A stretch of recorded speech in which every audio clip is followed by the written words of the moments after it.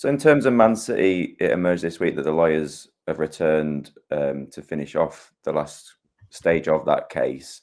How long are we expecting the closing arguments to take? So I would think that, well, they will have prepared a written closing. So that will probably be 25 to 50 pages, I would think, referencing the key documentation that they rely upon. And sort of, that document really is to reinforce their key points of their case, and that's on both sides. I would think that they will present and walk through those closing arguments in oral form, probably, I would think, 3 days each, 2 days each, maybe. So I'd expect it to finish, if they started those closings this week and the picture was from Wednesday, I assume that was tipped off. So I assume that was the start. Maybe they did Wednesday, Thursday, one side. Probably won't sit today. I mean, they might do, but maybe not. And finish off maybe Monday, Tuesday next week. And then that probably is it. And then they wait for the determination of the panel. And then elsewhere, in terms of Man City this week, well, it was in the last week actually, it emerged that City Football Group has allotted around £210 million in shares. What could that mean for Man City?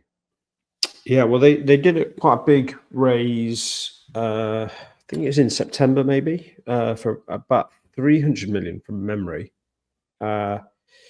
This is going to carry on because we've got two very big within the group, within the City Football Group, and that's where we're talking about this money being raised. They've got two very big infrastructure projects. So they've got they're developing at the Etihad in Manchester, a very big development to one end with a hotel and multiple other buildings that are part of that development. So that, I think, in itself is something like 300-400 million quid of capital expenditure, and somebody's got to pay for it. Clearly, the company as a whole, the CFG as a whole, doesn't make money to pay for an infrastructure project like that. So they would either have to raise debt, and they've got quite a lot of debt already within the CFG, or they would have to take the money from the existing shareholders or new shareholders. And it looks like what they've done is taken money from Silver Lake. That's what Silver Lake are the only party historically that have had preference shares. We'll find out. They'll do a return at Companies House in January, and then we'll find out exactly what the latest shareholder list is. But it's likely that Silver Lake have put more money in. If Silver Lake have put more money in, that will dilute everybody else's shareholdings. So Sheikh Mansour's vehicle will be diluted, and the other shareholders. And so Silver Lake, I think, will go to very close to 25% of the group. So the interesting question is whether the rest of the shareholders are below 75%. So are Silver Lake over 25%, because it gives you certain blocks on special resolutions that are passed under English company law. So that'll be the first interesting thing from a compliance perspective and from a governance perspective.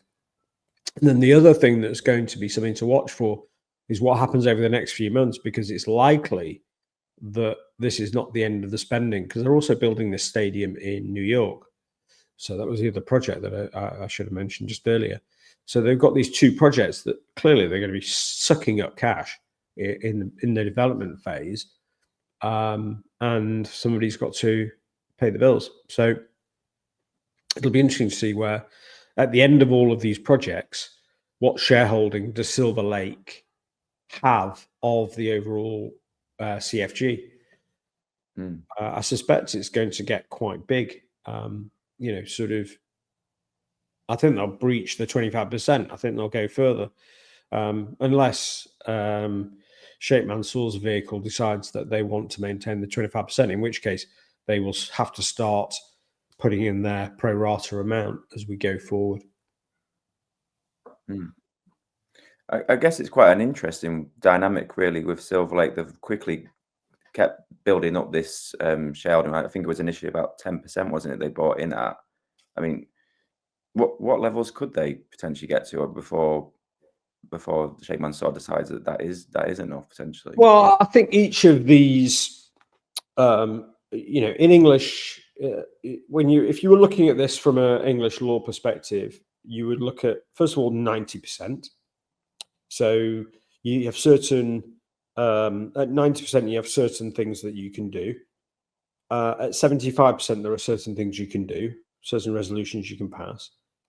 At 50%, there are certain ordinary resolutions that you can pass without there being agreement. So that's another important milestone. But look, once Sheikh Mansour is below 50%, then we're in a different world. Absolutely.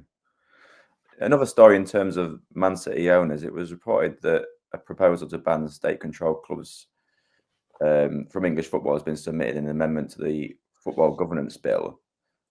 Could that potentially force out the likes of the Man City owners and the Newcastle owners? Well, I think it goes on from what we just talked about in terms of falling below 50%. I mean, I think, the most immediate solution for City, if that was to happen, would be that Silver Lake would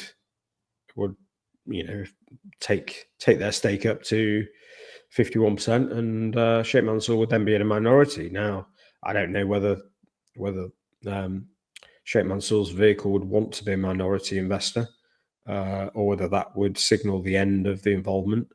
I think that the amendment is very unlikely to pass, but it does seem to be drafted in a way that's quite wide and broad to capture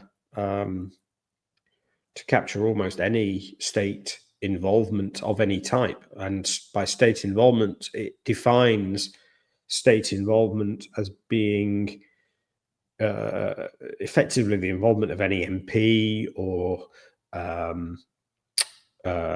sort of family member of an MP. It's really very broad, designed to capture as wide a set of people as possible. So I think if it did get passed, then it could be problematic for City and for Newcastle and other clubs. Probably there's probably some other ones that are in the mix. I don't know. I haven't looked closely, but it wouldn't surprise me if within that definition, with that definition being so wide, it wouldn't surprise me if other clubs were either captured or it put other deals off. Because we know, for example, that some Abu Dhabi investment is being contemplated for this minority investment in Crystal Palace, for example. So, as I say, I don't think it will go through, but if it did, it would clearly be consequential for teams like City and Newcastle.